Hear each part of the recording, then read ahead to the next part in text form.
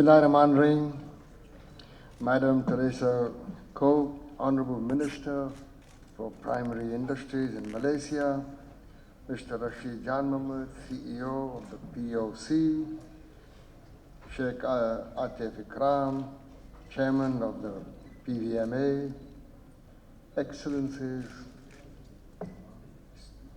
speakers, delegates from Pakistan and overseas, distinguished guests, ladies and gentlemen, Assalamu alaikum. It is indeed an honor for me to be here to inaugurate the 5th Pakistan Edible Oil Conference here in Karachi. Over the last 12 months, I've attended many conferences on textiles, on footwear, furniture, ceramics, you name it. But I have to say, there's something special about this conference. The way it is organized, and it's truly an honor to be here. We have today the Honorable Minister visiting Pakistan for the first time. Thank you very much for coming, and thank you for your presence at this conference.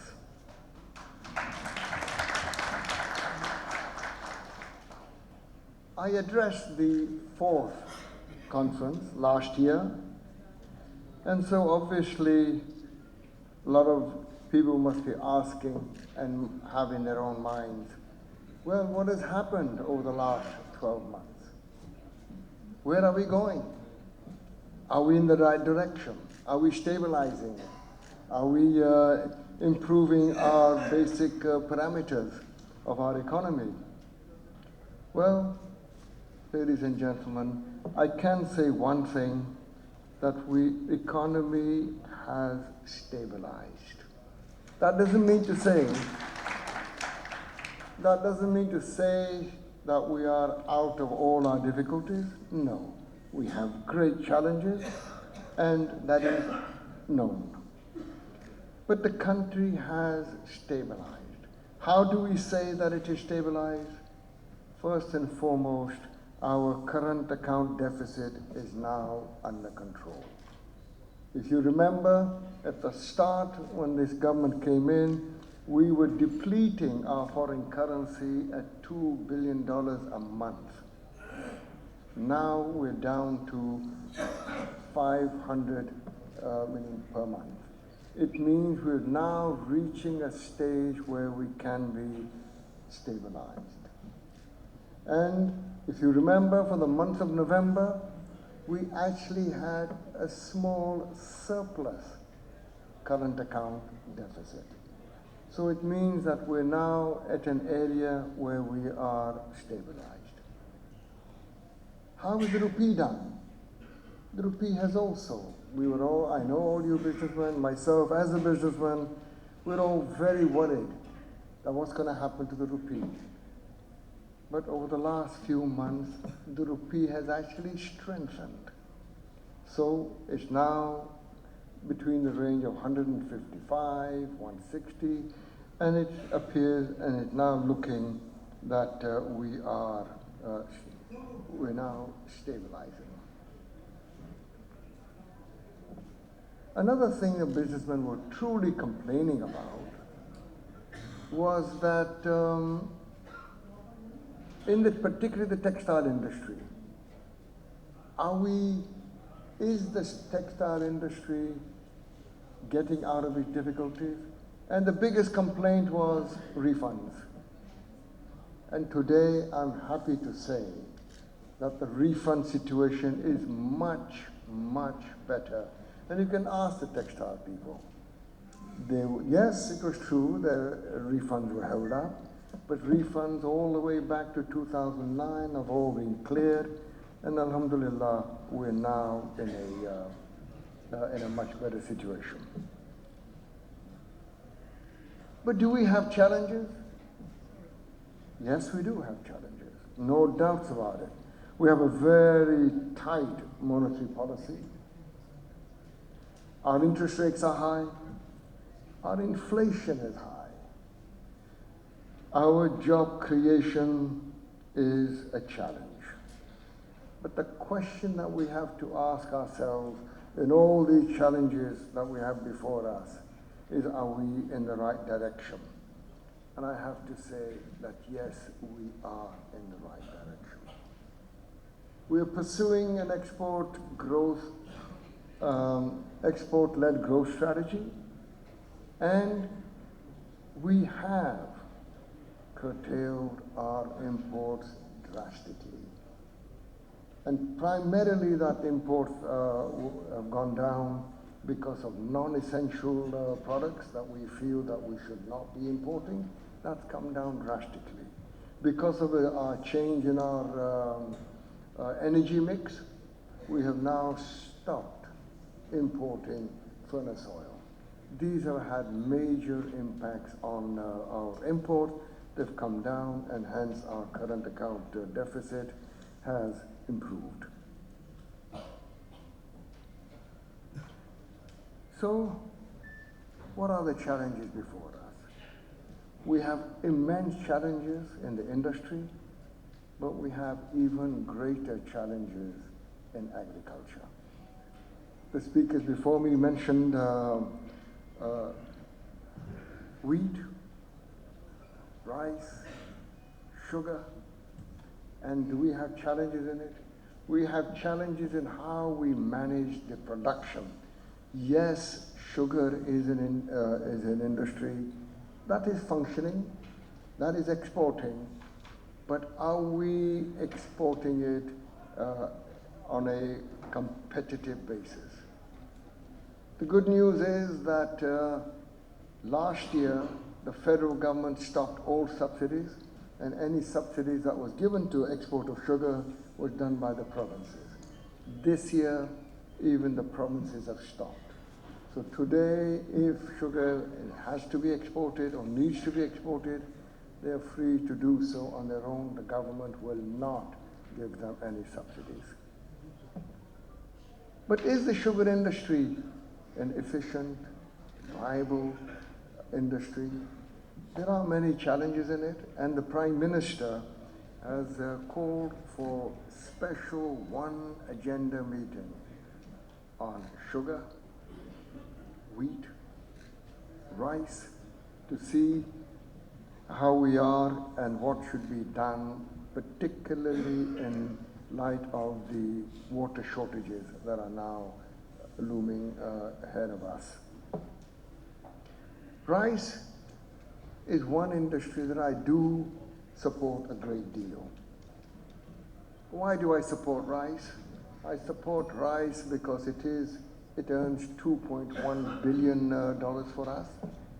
It is planned to go up to $5 billion.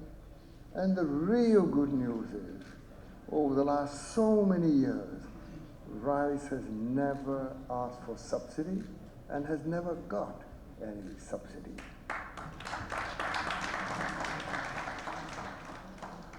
The Rice Association of Pakistan will soon be making a presentation to the Prime Minister and saying, Mr. Prime Minister, we can achieve, if you do these few things, which are not subsidies, if you can do these things for us, we can take our exports to $5 billion, which is interesting.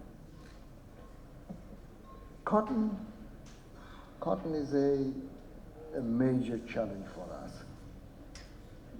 Our production of raw cotton has gone down this year, and however, the good news is that in the case of textiles, we have stopped giving any subsidy to exports of yarn and grey cloth. Gone. The days are going when they will be living more and more on subsidies. We are now having a policy which will soon be going to the Prime Minister, and that will stop. When I look at our export results, our exports of value-added products, though in value terms, have expanded by 5-6%, because of the downturn in the economy, but on a volume basis, value-added textiles is now growing at 27%. So it means we're getting market share. It means that we are now becoming a better player in the world market. So if we have these challenges, in those crops, our theme is, can we produce what we produce better? In the case of palm oil, for which we're here today, the question is, how do we get it off the ground? It is very low, and this is a challenge that we have before us. Am I satisfied with the progress that we've made in the last 12 months on this score? No, I have to be honest. I'm not satisfied. It's a long-term policy. It's a policy that we have to build on, because we need to be able to become more self-sufficient in our product.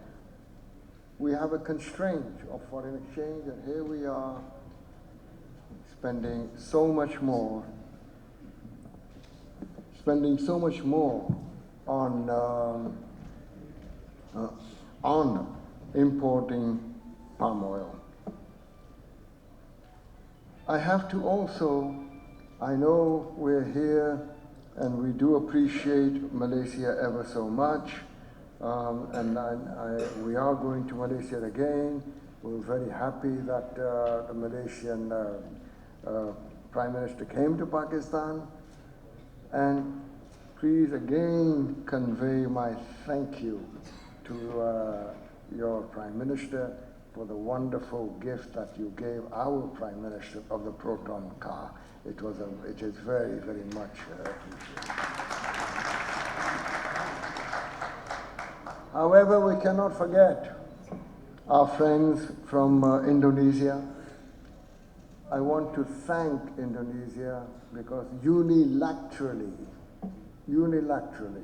they gave us market access last year on 20 items which can go into Indonesia duty-free. So I would like to thank them. So where do we stand? Let's look at this industry. We have very, very reputable players. We've got Bashir Jan Mohammed, and many other leading brands that you see here. We have the PVMA, and I must say that when the association came to see me to talk about their challenges, about the axle load, I asked them, if we remove this axle load problem, are you willing to drop your prices to make your product available cheaper to our consumers? And they said, yes, we will drop it by 10 rupees. I played my part of the bargain, and the association played their part of the bargain, and I appreciate it.